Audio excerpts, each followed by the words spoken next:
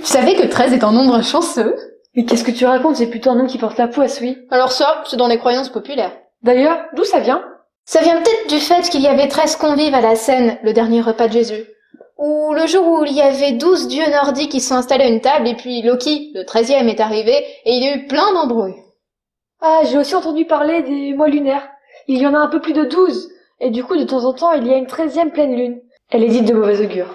C'est bien tout ça, mais 13 a aussi des propriétés mathématiques. D'abord, c'est un nombre premier. Le 6e, c'est ça? Absolument. Il fait aussi partie des nombres de Fibonacci. Ah oui, je connais! Ils sont obtenus en ajoutant les deux précédents de la liste. Je reviens!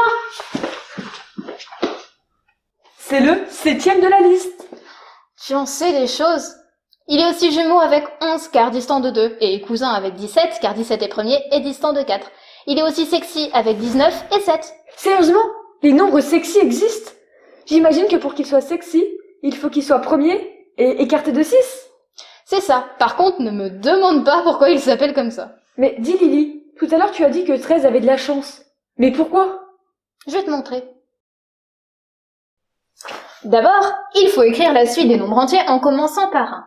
Ensuite, pour générer les nombres chanceux, on applique une sorte de crible. Comme le crible d'Ératosthène. Dans l'idée, oui. D'abord, on efface un nombre sur 2. Il ne reste plus que les nombres impairs. Tout à fait.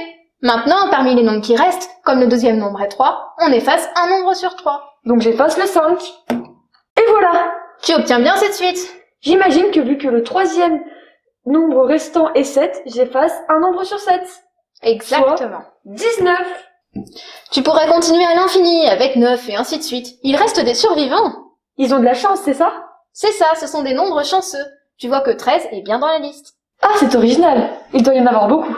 Il y en a une infinité. Par contre, personne ne sait s'il existe une infinité de nombres chanceux premiers, comme 13. Encore une conjecture. Il reste quand même beaucoup de choses à démontrer en maths.